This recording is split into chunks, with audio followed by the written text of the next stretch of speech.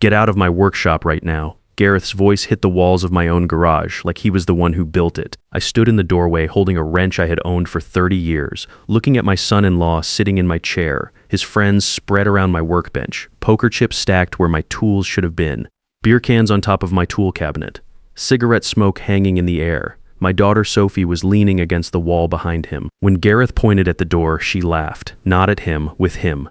I want to be clear about that. She laughed with him. My name is Leonard Whitfield. I'm 63 years old, widowed, and for the last 5 years I have been living quietly in my own personal nightmare inside a house I paid for myself. Let me back up so you understand how it got to that point. When Sophie brought Gareth home for the first time 6 years ago, I gave him every benefit of the doubt a father could give. He was 32, confident, always talking. At that first dinner, he spent 2 hours telling me about a car repair shop he was planning to open. Big numbers, big plans. I noticed he never once asked me anything about my life. Not my job, not how I was doing since my wife passed. Nothing. But Sophie looked happy sitting next to him. So I kept my thoughts to myself. The wedding was 5 years ago. I helped pay for a good portion of it. At the reception, they sat me at a table in the back near the bar, next to people I had never met in my life. Gareth's family had the seats up front near the couple. I sat there the whole evening, eating my chicken, watching my daughter dance with a man who had not bothered to ask me a single question since the day we met. I drove home alone that night and told myself it was their day. That was the first of many things I talked myself out of feeling. 8 months after the wedding, Sophie showed up at my front door with 2 suitcases and that look she always had as a kid when she had done something she needed to explain. The car shop had failed.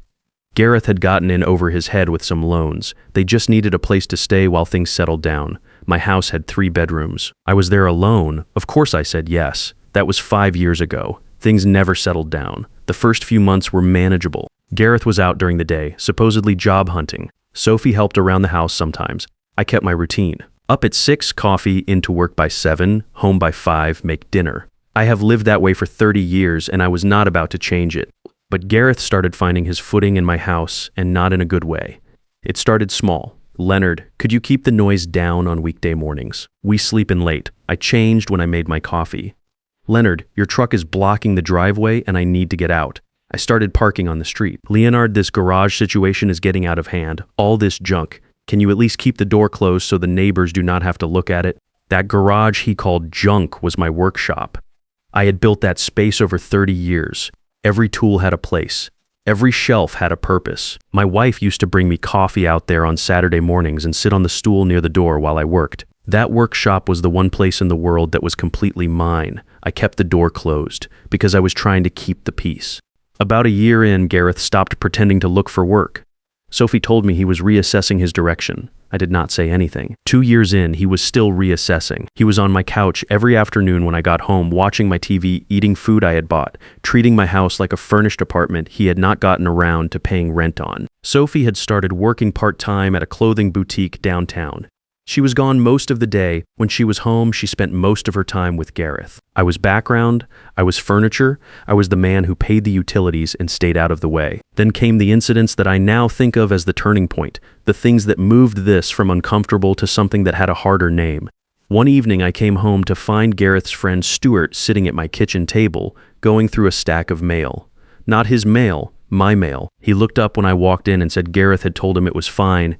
Gareth was in the shower. I picked up my mail, put it in my room, and did not say a word to either of them. Another time, Gareth told me his parents were coming for the weekend and asked if I could make myself scarce during the days, not leave. Just stay in my bedroom or the backyard so they could have the living room. I'm a 63-year-old man, and my son-in-law asked me to hide in my own house so his parents could be comfortable. I stayed in the backyard both days. I told myself it was temporary. The workshop incident happened on a Saturday afternoon in October. I had a small repair job to finish that afternoon. Nothing complicated, just replacing a fitting on an old pipe wrench I had been putting off for a week. I went down to the garage around 2 in the afternoon, reached for the door handle, and heard voices inside before I even touched it. I opened the door. Gareth was sitting in my chair at the center workbench. 4 of his friends were spread around the garage on the stools and the old cooler I kept by the wall. Cards on the table, poker chips stacked across my work surface. Someone had pushed my socket set to the side to make room. There were beer cans on top of my tool cabinet and an ashtray that did not belong to me sitting right next to my belt sander. Gareth looked up at me the way you look at someone who has just walked into the wrong room. "Hey, can you give us some space? This is not a retirement home. His friends went quiet. One of them looked down at his cards. I looked past Gareth at Sophie. She was leaning against the wall near the shelving unit. She had heard it. She knew exactly what he had said and exactly where we were standing. She smiled. A small smile, quick, but I saw it. She smiled at him like he had said something worth smiling at. I stood there for another second. Then I turned around and walked back upstairs. I sat at the kitchen table and put both hands flat on the surface, not because I was about to do something, just to feel something solid under me. My chest was doing something I did not have a clean word for. Not anger exactly, something colder than anger. I had been cooking in that house for 30 years. I had laid the tile in that kitchen myself. I had built every shelf in that workshop with my own hands on weekends over the course of about 2 years, one shelf at a time. And I had just been told to leave my own garage by a man who had not paid a single bill in this house in 5 years. And my daughter had smiled about it. I sat at that table for about an hour. I could hear them laughing down in the garage. At some point, Sophie came up, walked through the kitchen, did not say anything to me, and went into the bedroom she shared with Gareth. That evening, around 8, my phone buzzed on the nightstand. I was in my room reading. It was a text from Bernard Kaufman.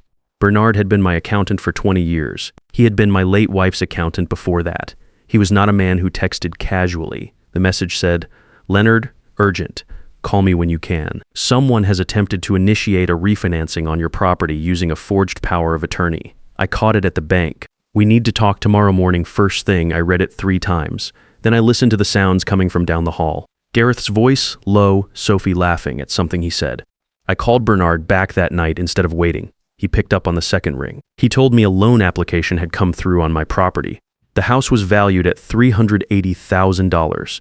Someone had submitted paperwork claiming I had signed a power of attorney over to my daughter Sophie, giving her authority to act on my behalf regarding the property. Bernard said the signature did not match anything in my file. He had seen enough documents in 20 years to know when something was off. He had flagged it with the bank immediately, and they had put a hold on the application. The name on the originating paperwork was Gareth Nolan. He was trying to pull $150,000 against my house. Bernard had done a little digging after the bank called him. Gareth had debts totaling close to $85,000. Credit cards, a failed business investment from 2 years back.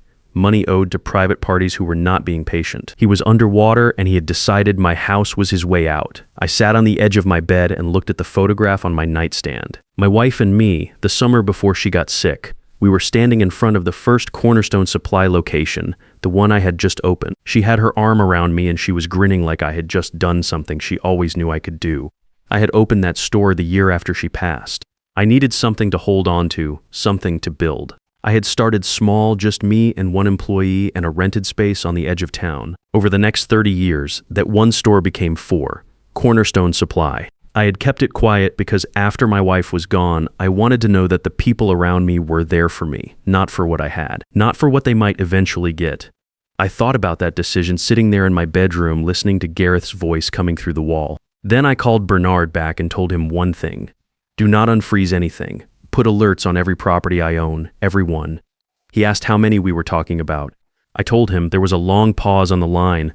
Leonard, he said, they have no idea, do they? No, I said. They think I have one small hardware store. What do you want to do? I looked at the photograph again. Then I turned off the light. I want to wait, I said, and I want to watch. The next morning I called Bernard before 7. I told him to put legal holds on every asset I owned. The house, the 4 store locations, the 2 rental properties, the investment accounts. All of it locked down so that nothing could move without my signature and his verification. He had it done by noon. Then I started paying attention in a different way. I had always been a quiet man. My wife used to say I observed more than I spoke, and she meant it as a compliment. I started using that. I watched Gareth's schedule. I noticed when he made phone calls and where he went to make them. I noticed which mail he picked up off the counter before I could get to it. I noticed how he and Sophie talked differently when they thought I was not in the room.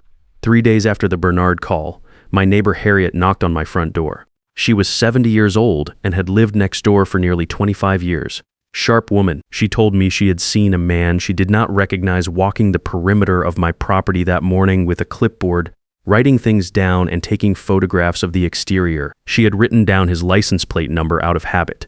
She handed me the paper with the plate on it and apologized for bothering me. I told her she was never a bother. I meant it. I passed the plate number to Bernard. He had a contact run it. The car was registered to a property appraisal company 2 counties over. Gareth had ordered an appraisal of my house without telling me, without asking. He had sent a man to photograph and measure my property like it already belonged to him. That same week, Gilbert called me. Gilbert Reeves had been my general manager at Cornerstone Supply for 15 years. He was the kind of man who noticed things and knew when to pick up the phone. He told me he had been coming out of the diner near our main location on Tuesday afternoon when he saw Gareth standing outside a law office 2 doors down talking to a man in a suit. Gilbert had not thought much of it until he heard the words property transfer and elderly owner through the open window as he walked past. He called me that evening. The man in the suit turned out to be Stuart Page. I recognized the name from a few years back. Stuart ran a financial consulting operation that had a reputation for finding creative solutions that were not always clean. He and Gareth had been connected for years. I had Bernard put his contacts on Stuart as well. One evening about a week later, I was reading in my room when I heard Gareth talking in the hallway. His voice was low, but the house was quiet and the walls were not thick. I heard him say, "Same notary did not work, so we go 2 counties out this time. Different name on the filing. She signs it in front of witnesses, and by the time anyone checks the original, it is already recorded." He meant Sophie. I sat with that for a long time after he went back to the bedroom. I thought about calling Sophie in and putting everything on the table right then. I thought about how much easier it would be to just end it that night. Say what I knew, tell them both to leave, be done with it. I even picked up my phone. I had Sophie's name on the screen. My thumb was right there. Then I heard Gareth laugh at something loud and easy from behind the bedroom door. Like a man with no weight on him at all. I put the phone down. Not yet.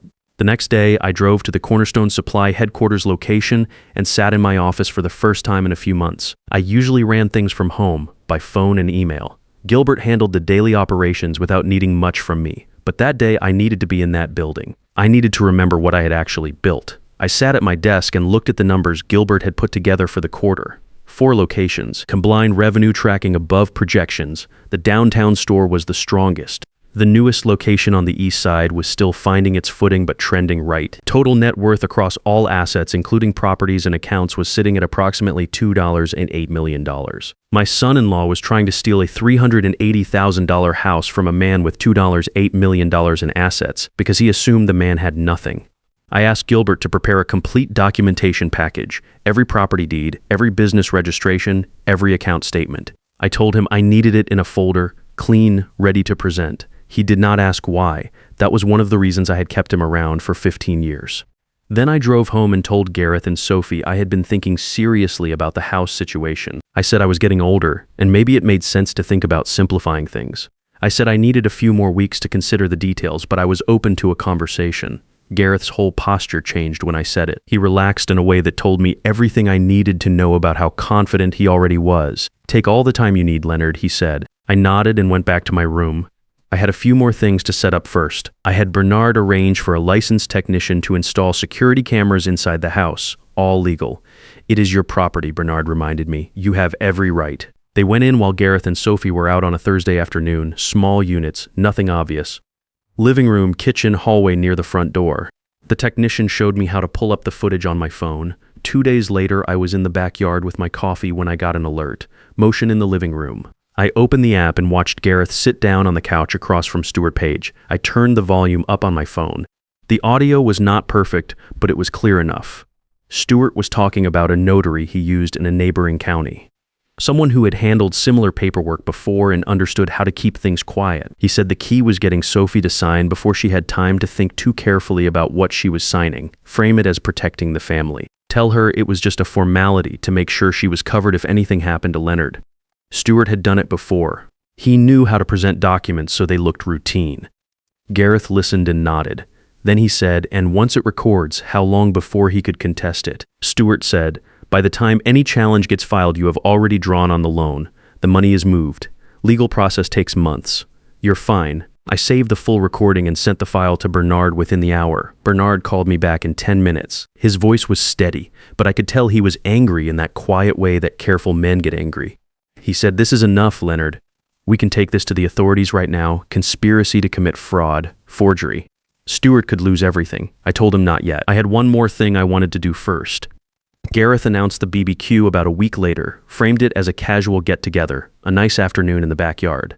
He invited his parents Marvin and Beverly Nolan, his sisters Carolyn and Lorraine, a handful of friends. He told me I was welcome to join if I wanted, which was generous of him considering it was my backyard.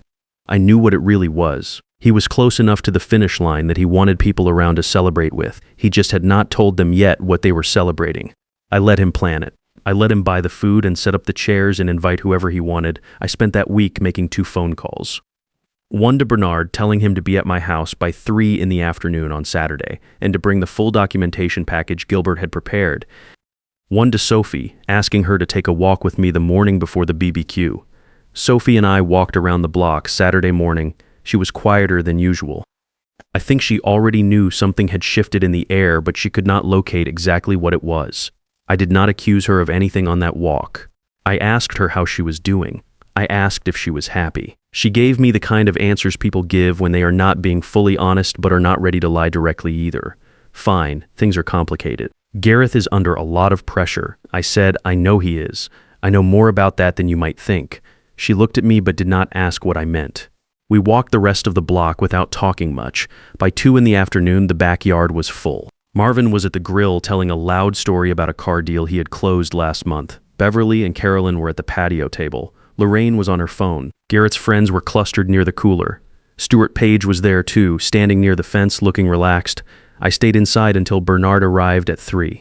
Then I put on a clean shirt, picked up the folder Bernard handed me at the front door, and walked outside. The yard went a little quieter when people noticed me come through the back door with a man they did not recognize carrying a leather briefcase. Gareth clocked it immediately. I watched his expression move from surprise to something more guarded. I walked to the center of the patio and waited until I had the attention of everyone there. I want to say a few things before this afternoon goes any further, I said. I apologize for interrupting. This will not take long. Marvin started to say something jovial. I did not let him finish. Gareth, I said, I want to start with you. You have been living in my house for 5 years. In that time, you have not paid rent, not contributed to utilities, not held steady work. I did not ask you for any of that. Sophie is my daughter, and this is her home too, as far as I am concerned. What I did not agree to and what I did not know about until recently was this. Bernard opened the briefcase and set the first set of documents on the patio table. These are the bank records showing a loan application filed against my property without my knowledge or consent. With a forged signature on a power of attorney document. The yard was very quiet now. Gareth's face had gone the color of old concrete. Stuart took a small step back toward the fence like he was thinking about whether the gate was unlocked. I pulled out my phone and set it on the table next to the documents. I pressed play. Gareth's voice came out of the speaker, clear enough for everyone standing in that backyard to hear. Stuart's voice followed. The notary, the loan, the plan to get Sophie to sign before she thought too carefully about what she was putting her name on. Nobody moved. Carolyn set her drink down on the armrest. Marvin had stopped talking. Beverly had both hands in her lap and was looking at a spot on the ground somewhere between her feet and the table. Gareth started to speak. I let him get about 4 words out, and then I kept going. I also want you all to know something about me, I said, because most of you have spent the last several years forming an opinion about who I am based on what you could see. A quiet man. A widower, a man who drives an old truck and keeps to himself and has a small hardware store on the edge of town. Bernard reached into the briefcase and began laying out the second set of documents. Property deeds, business registrations, account statements, Cornerstone Supply, 4 locations. I opened the first one 30 years ago, the year after my wife passed. I built every one of them myself, one at a time, without a partner and without any help I did not pay for. I watched Lorraine lean over to look at the papers on the table. I watched Marvin's jaw tighten. Total net worth across all assets, Bernard said, not looking up from the folder, is approximately $2.8 million. Sophie made a sound I had not heard from her since she was a child. A small sound like the air going out of something. I kept it quiet. I said because I wanted to know that the people in my life were there for me. Not for what I had, not for what they might eventually get their hands on. I wanted real. I wanted honest. I looked at Gareth. I did not get it. Gareth tried once more. He said it was complicated, that they were desperate, that I did not understand the pressure they were under, I said.